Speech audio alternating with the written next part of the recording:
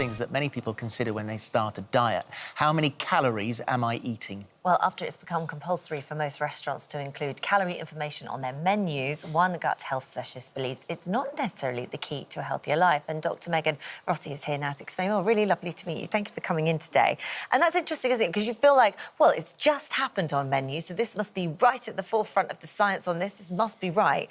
However, you sort of say it's a little bit misleading. Yeah, look, calorie counting has been a practice that's been around for over a century. Yeah. And it's just been brought back into vogue, like you said, with the government requesting that large restaurants now mandate that all of their menus do contain calorie information. And, you know, if I'm going to be completely honest, I've been a clinician for the past 15 years and I've seen that calorie counting and fixating just doesn't lead to the results that people deserve, and in many cases actually leads to weight gain. Now, I completely understand the goal of the government to kind of, you know, help people to achieve that healthier body weight, but the science just doesn't support the calorie counting. Right. Right, OK, so let's... so first of all, a calorie is almost like a unit of energy. Absolutely. It's a measure of energy, so the amount of energy within food, but also the amount of energy you may burn going for a run. And calorie counting is when people give themselves a daily limit, an allowance, a calorie allowance, and then they add up everything they've eaten across the day to see how many calories they've had to make sure they don't exceed that limit. Yeah, or there's a deficit if they're wanting to lose weight. But that's all well and good, so you've got that. I sort of understand that.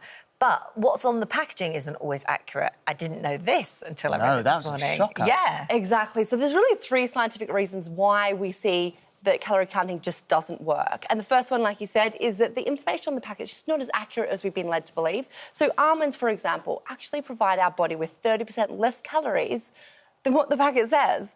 And that's just the way that we work out calories in the lab is very different to how our digestive system works. So, but you say that you are allowed, so companies are allowed a 20% error margin in what they quote on the label. Yeah, just reinforcing again that the information that we've got is not overly accurate.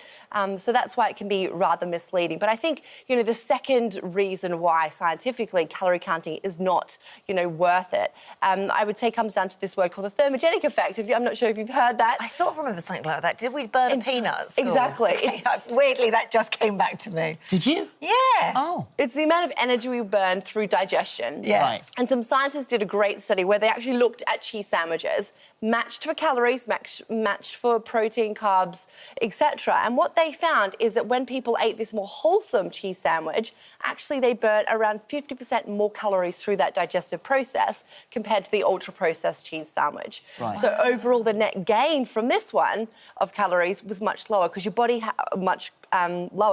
to work really hard to burn it Yeah. off. So processed food does change the science on this somewhat. It absolutely does. So I think that's a really important point that we highlight. And it kind of brings me to the third science-backed reason of why calorie counting doesn't seem to work. And it's to do with what I call kind of like the secret weapon to weight management.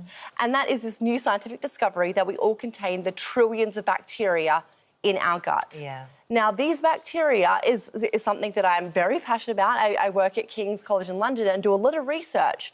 And we're discovering they do things like regulate our hormones, appetite hormones included, you know, control our blood sugar regulation, and all the things we know is really important for our metabolism.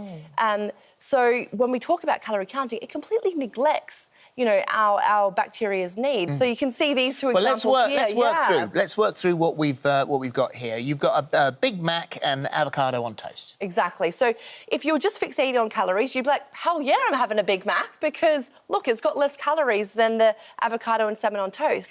But what we actually know... 257 calories in there, 290 in the salmon and avocado. Exactly. Yeah. This one here contains over a third of your daily fibre requirements, which feeds your gut bacteria, helps regulate metabolism and your appetite, etc., as well as things like omega-3, which we know is important for mental health.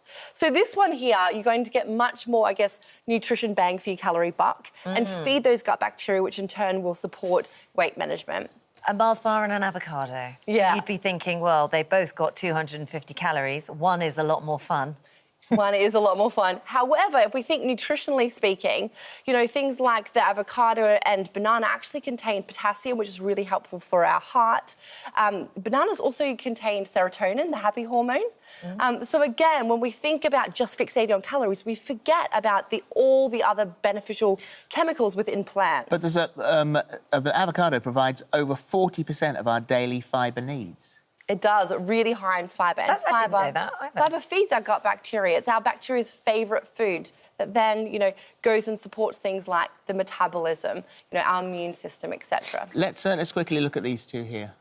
Yeah, so, people say, well, if calories isn't what we should be doing, then what should we be doing? And essentially, this is what my new book, Eat More, Live Well, is all about, translating that latest, scientific evidence about how our bodies, but also our gut microbes work best to support things like achieving a healthy body weight, stronger immune system, better mental health as well. And what we're seeing is there's just a few key principles that really underpin that. And one here is going for whole and not refined. So going for the jumbo oats is less likely to spike your blood sugars than going for the ground porridge oats. That's just a really simple tip. A second one is enjoying more plants in your diet. Now, that doesn't need to be only plants. In the book, there's loads of recipes, and I do things like, instead of having your bolognese and lasagna with just only meat, add in a can of mixed lentils. Yeah. Similar with something like spinach and ricotta ravioli, cut out a third of the cheese and add in mixed beans. It's amazing. like small changes that make a big difference. And much cheaper as well. Eat More, Live Well is the book. Thank you very much indeed. That's fascinating.